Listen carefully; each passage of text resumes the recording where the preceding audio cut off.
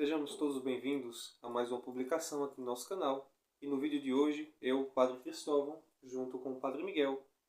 E hoje nós vamos falar de como nós podemos reconhecer falsos cristãos ortodoxos, falsas igrejas ortodoxas. Aqui no Brasil, nós temos muitas igrejas que são criadas em cartório e que, por conta da falta de conhecimento das pessoas sobre o que é ortodoxia, o que é igreja ortodoxa, muitas dessas pessoas que vão e acabam fundando suas igrejas nos cartórios acabam por colocar o nome de ortodoxa ali no meio para se aproveitar um pouco, né, da inexperiência, da falta de compreensão e de entendimento, de conhecimento das pessoas em geral aqui no Brasil. Então, muitas vezes acontece de nós recebermos acusações até das pessoas de coisas que elas viram de pessoas que se dizem ser da Igreja Ortodoxa. Então, no vídeo de hoje, a gente vai falar sobre algumas ferramentas que podem nos ajudar a reconhecer uma pessoa que de fato não é ortodoxa, de uma igreja que não é verdadeiramente ortodoxa. Não é nem que não seja não canônica, mas verdadeiramente uma igreja falsa, uma igreja que não tem nada de sucessão apostólica, não existe nenhuma ligação histórica com a ortodoxia. Como o padre Cristóvão disse, a intenção aqui não é denegrir, não é perseguir, não é dizer quem é ou quem deixa de ser. A questão é falar da tradição de fato propriamente ortodoxa. Porque o que é que diz que alguém é ortodoxo ou não ortodoxo? Se ele vive e busca, de fato, viver a tradição piamente da ortodoxia, e é óbvio que tem que estar ligado a uma jurisdição que tenha sucessão apostólica válida. Para quem conhece esses termos, vai saber do que eu estou falando. Mas para quem não conhece, nós vamos simplificar o vídeo para que ela possa entender, vendo, assistindo ou ouvindo, o que de fato é ortodoxia e o que não é ortodoxia. Né? Uma primeira coisa que nós podemos falar, né? A Igreja Ortodoxa, por mais que ela tenha muitas semelhanças com o catolicismo romano, pois no primeiro milênio, né, a Igreja de Roma estava ligada à ortodoxia, porém no segundo milênio nós sabemos que não. Embora este não seja o tema do vídeo, mas nós sabemos que muitos dessas pessoas que fundam igrejas e que colocam a nomenclatura ortodoxa se utilizam de nomenclaturas e de práticas que pertencem à Igreja Romana, por exemplo.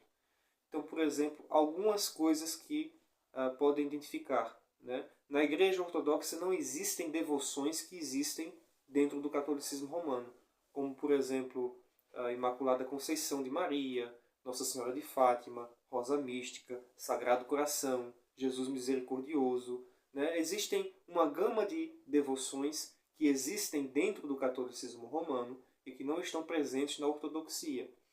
Né? Algumas dessas coisas nós já falamos aqui no canal, né? Outra iremos falar futuramente. E outras nomenclaturas são importantes, como por exemplo a Divina Liturgia Eucarística que nós celebramos, é a Divina Liturgia de São João Crisóstomo, que é a liturgia comum da Igreja Ortodoxa. Que a Divina Liturgia de São João Crisóstomo ela vem lá do século IV, quando São João Crisóstomo abreviou, né, a liturgia de Jerusalém, a primeira liturgia da Igreja, também chamada Liturgia de São Tiago, Irmão do Senhor.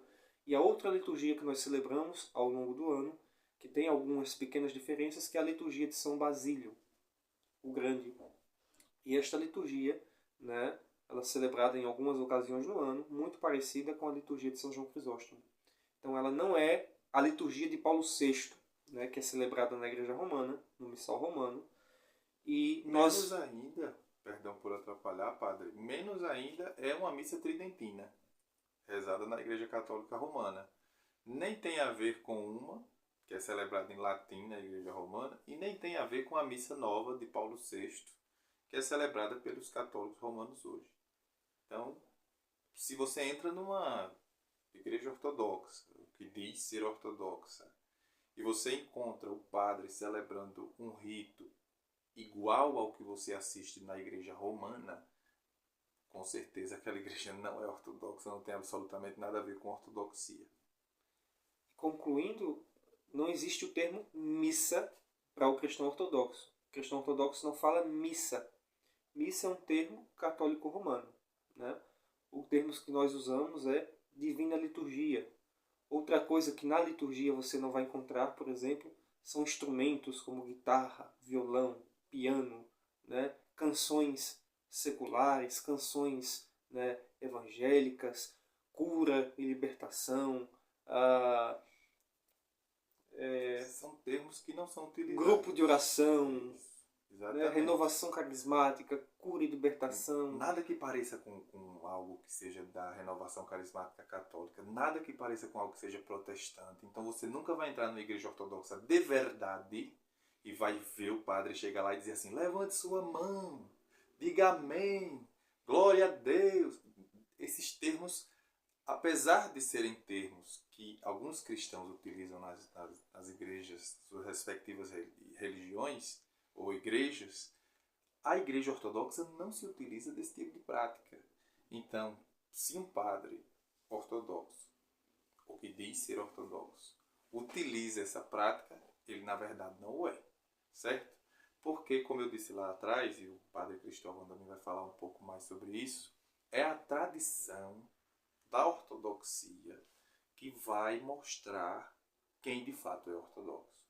Então, não existe a mínima possibilidade de alguém viver a ortodoxia distante da tradição oriental, distante daquilo que vem da igreja oriental, né? Porque a nossa tradição é propriamente de uma igreja que nasce do Pentecostes, é claro, se espalha pelo Oriente, e a tradição é permeada por essa vivência do Oriente, pela forma de rezar, pela forma de cantar, como os santos construíram a liturgia, né? E nos entregaram essa liturgia. São João Crisóstomo, São Basílio Magno, as orações, o modo de rezar é próprio dos ortodoxos e não tem nenhuma ligação com renovação carismática, com questões protestantes ou com qualquer outro tipo de teologia, como teologia da libertação, teologia da prosperidade. Então, até mesmo se você vê um padre ortodoxo falando muito em dinheiro, né? Pague isso aqui, dê na igreja que Deus vai lhe dar em dobro. Né? Esse tipo de fala também não existe. Não existe questão mercenária, né, na igreja. É claro, doações podem ser feitas da maneira que você assim puder ajudar uma paróquia ortodoxa, caso você seja um cristão ortodoxo, ou até mesmo não sendo, talvez o padre até receba qualquer doação, qualquer ajuda. Recebe sim, porém não fica fazendo uma pregação inteira em cima disso, afirmando que se você der tanto, Deus vai lhe dar de volta mais tanto, fazendo barganha com Deus. É uma prática também que não é ortodoxa. É interessante falar. Nós que somos do clero branco, chamado clero branco, porque a igreja ortodoxa tem dois cleros, o clero casado, que é chamado clero branco, e o clero negro, que é o clero monástico. Tanto o clero branco como o clero negro trabalham, né, os monges trabalham dentro do monastério para ter sua sobrevivência, e nós também trabalhamos. Né? O padre Miguel tem o seu trabalho, eu tenho o meu trabalho, então nós não vivemos daquilo que os fiéis nos dão. Né? Nós não vivemos do suor dos fiéis, mas nós vivemos do próprio suor. Então, se você vê por aí padres pedindo dinheiro, desconfie. Provavelmente não é um padre ortodoxo, certo? Outras questões. Tomem cuidado com os títulos que colocam nessas igrejas. Né? Igreja Ortodoxa do Amor. Igreja Ortodoxa do Carinho. Né? Tem esses títulos por aí. Não são exatamente esses, mas são muito parecidos. Igreja Católica Missionária Ortodoxa de São Joaquim do Monte, né? Tem essas nomenclaturas quando aí. Você vê essa mistura de igreja católica, apostólica, ortodoxa, do sei lá das quantas. Duvide disso aí. A igreja ortodoxa ela possui jurisdições, igrejas locais. Nós, por exemplo, somos da igreja ortodoxa da Grécia, do Santo Sínodo de Avilona, Santo Sínodo Patrístico do Velho Calendário. Né? Uma igreja ortodoxa grega velho calendarista, certo? Então fazemos parte de um sínodo, estamos ligados a uma jurisdição, a um bispo ortodoxo, Vladika Panteleimon, arcebispo da América Latina, ligado ao Santo Sínodo de Avilona, na Grécia. Né? Não somos da igreja ortodoxa dos ursinhos carinhosos. Né? existem essas nomenclaturas por aí. Outra coisa, né? Sacramentos.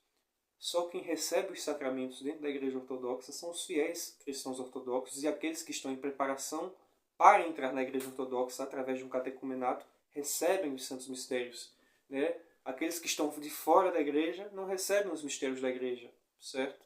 Então, por exemplo, eu não confesso um fiel católico romano. Eu não ministro a confissão sobre um protestante. Eu só posso ministrar a confissão em quem é batizado na Igreja. Eu só posso ministrar um sacramento sobre quem faz parte da Igreja, quem faz parte da ortodoxia, né? Eu não posso realizar um sacramento sobre quem está fora da Igreja, certo? Outra ponto importante, as vestes, né? Geralmente vocês veem que as vestes ortodoxas são bem diferentes das vestes, né, utilizadas na Igreja de Roma, né? Você vê que os clérigos ortodoxos não usam klezma, não usam colarinho romano, aquela klezma que geralmente os padres da Igreja Romana usam, que às vezes não só a batina, mas as camisas clericais que tem um klezma, né? E nós não, nós usamos, né, este anderi, essa padriasnik, que nós podemos até usar o termo latino, batina, né, que ela é diferente da batina do catolicismo romano. Então, clérigos ortodoxos usam vestes ortodoxas, não somente as suas vestes civis, né, como por exemplo essas que estamos usando aqui agora, como também as vestes sacerdotais nas celebrações são diferentes, têm nomes diferentes e são bem diferentes das vestes, né, que são utilizadas na Igreja Romana.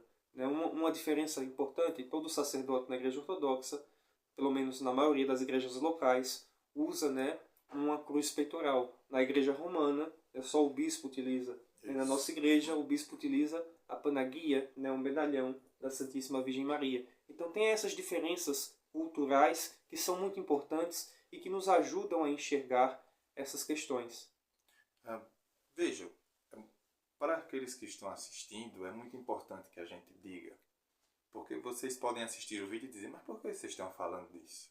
Existem pessoas que buscam saber dessas questões, que buscam tirar dúvidas, que talvez já foram em uma dessas igrejas que dizem ser ortodoxas e na verdade fazem ali uma salada de fruta, uma salada de religiões, né? E sincretismo, é como chamamos isso, quando você pega elementos de várias religiões e monta ali a sua, e elas vêm tirar as dúvidas e questionam. Eu mesmo recebo pela internet, hoje não tanto mais, mas ainda algumas pessoas se comunicam e perguntam, né? A igreja tal é de verdade ortodoxa?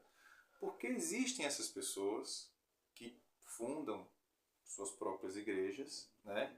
Colocando o nome nelas de ortodoxa, mas na verdade eles celebram a liturgia romana, ou então é algo muito parecido com o protestantismo. Então só tem o nome ali na placa, mas a tradição vivida não é a tradição ortodoxa. E essas pessoas merecem ouvir a realidade, né? Aquelas que buscam a ortodoxia e que não têm tanto conhecimento e que estão numa cidade onde não tem uma paróquia ortodoxa de fato ou uma missão, né? Elas merecem ouvir a verdade. Então nós não estamos fazendo o vídeo aqui como forma de ataque à igreja de seu ninguém. Se alguém frequenta uma igreja que tem o título de ortodoxa, mas na verdade se celebra ali uma missa tridentina e ela gosta de estar ali, bom, eu não tenho absolutamente nada a ver com isso. Continue lá e seja feliz. Que Deus abençoe. Porém, as pessoas que de fato buscam a ortodoxia, elas merecem saber que a ortodoxia tem sua tradição, sua vida muito bem fundamentada, sua mística muito bem fundamentada, sua teologia, sua eclesiologia, entre outros fatores que é preciso que nós digamos aqui. Ortodoxos têm um modo de vida, porque a ortodoxia não é só uma religião, é uma forma de viver para Cristo, para Deus, uma forma de vida mesmo, uma entrega diferente daquilo que nós vemos aqui no Ocidente como forma de religião ou de cristianismo, né? Por fim, é importante falar, a Igreja Ortodoxa, toda Igreja Ortodoxa legítima, toda jurisdição, Igreja Ortodoxa local legítima, possui sucessão dos santos apóstolos. Uma sucessão que é histórica, mecânica, né? A nossa jurisdição, ela possui sucessão tanto da igreja grega, como da Rocor, como da igreja romana, através do nosso primaz metropolita Ângelo, de memória eterna. E eu não me proclamei padre, né? Eu não fui no cartório e assinei um papel, um documento que disse que eu era sacerdote. Eu fui ordenado por um bispo canônico de uma igreja canônica, verdadeira, legítima, de um sínodo legítimo que tem sucessão dos santos apóstolos, né? Se nós pegamos o nosso bispo, nós chegamos até os apóstolos. Chegamos até Santo André, chegamos até São Paulo, chegamos até os apóstolos. Através do nosso bispo, nossa jurisdição, nós chegamos até os apóstolos. E essas igrejolas que são fundadas à torto e à direito, elas não têm isso. Elas muitas vezes não têm esta sucessão apostólica, né, de igreja nenhuma. Muitas vezes são realmente, né, às vezes até pessoas que saem da igreja romana, que dizem que têm sucessão da igreja romana e que saem por aí fundando. Tem muitas dessas igrejas, né? Quem anda pela internet sabe, né? Então, uma igreja ortodoxa legítima, ela possui sucessão apostólica legítima e completamente comprovada. E ela segue os cânones e a fé da igreja. Ela professa a fé da igreja. Porque, para que uma igreja seja válida, além da sucessão apostólica histórica, mecânica, dos nossos bispos até os apóstolos, esses bispos precisam preservar a sucessão apostólica, a fé apostólica e os cânones da Santa Igreja. Então, porque as igrejas, sim, podem cair em heresia, como muitas vezes têm caído em heresia, como nós dizemos que a Igreja de Roma, para nós, está em heresia. Supremacia papal e por aí vai. Então, não reconhecemos mais a Igreja de Roma porque reconhecemos que ela está caída em algumas heresias que nós não aceitamos. A Igreja Ortodoxa não reconhece. E por fim, o último ponto que eu me lembro, uma forma de reconhecer falsos ortodoxos é porque eles vão dizer tudo o contrário do que nós estamos dizendo aqui. Porque eles são ecumenistas, né? Existe uma diferença entre ecumênico e ecumenista. Ecumênico é a igreja ortodoxa legítima e este relacionamento entre as verdadeiras igrejas ortodoxas que estão em comunhão, na mesma fé, na mesma sucessão, nos mesmos cânones, na verdadeira igreja que está repartida em várias jurisdições ortodoxas legítimas e canônicas. Porém, os hereges são, de fato, ecumenistas. Eles ensinam que todas as religiões são boas, que todas as igrejas são boas, que, na verdade, os santos padres, os santos apóstolos, os santos de antigamente eram todos bobos, bocóis, velhos, retrógrados, ultrapassados, que ensinavam esse negócio que não, só existe uma igreja. Eles dizem que todas as igrejas são boas, que tudo dá certo, que tudo funciona, né, que é o mesmo Deus e etc. É sempre o mesmo papo. Então, quando não se faz parte da verdade, nós justificamos a mentira. Então, básico é isso. Então, se você vê um padre dizendo que tudo é válido, que todas as religiões são boas, que todas levam à salvação, duvide. Pode até estar dentro de uma jurisdição canônica, mas ele não é. Exatamente. É justamente isso que nós dissemos até aqui, né? Existe uma tradição, existe sucessão apostólica, existem ensinamentos de Cristo e dos apóstolos, dos santos padres que não podem ser descartados. Então, eu não sou um oitavo concílio ecumênico e posso discernir o que é que a igreja agora vai fazer ou deixar de fazer. Não. Ortodoxos, a partir de hoje, tem que ser ecumênicos, a gente tem que se envolver com todas as religiões. Não sou eu quem decido isso, o padre não tem essa autoridade, bispo também não tem essa autoridade, porque não pode passar por cima de algo que vem do próprio Cristo, que vem dos santos apóstolos. É contraditório. Como é que o nosso Salvador ensina uma coisa, há uma só fé, um só Senhor, um só batismo, e a gente acaba dizendo que tudo leva a Deus. Não, vá para onde você quiser ir, que você vai chegar lá. Não é assim. Se você pega muitos caminhos e muitos atalhos, você acaba se perdendo e não chega onde precisa. Certo? Só existe um caminho, só existe uma barca de Cristo, que é a Santa Fé Ortodoxa. Por fim, a Igreja preserva um depósito de fé, uma tradição viva e orgânica de 2000 anos, sem nenhuma interrupção, de fé e de santos mistérios. Se não está em comunhão com isso, não é, tá? Então, este foi o nosso vídeo de hoje. Que o Senhor nos abençoe, nos livre de todas essas falsificações e enganos espirituais e nos preserve na fé do Pai, do Filho e do Espírito Santo. Amém.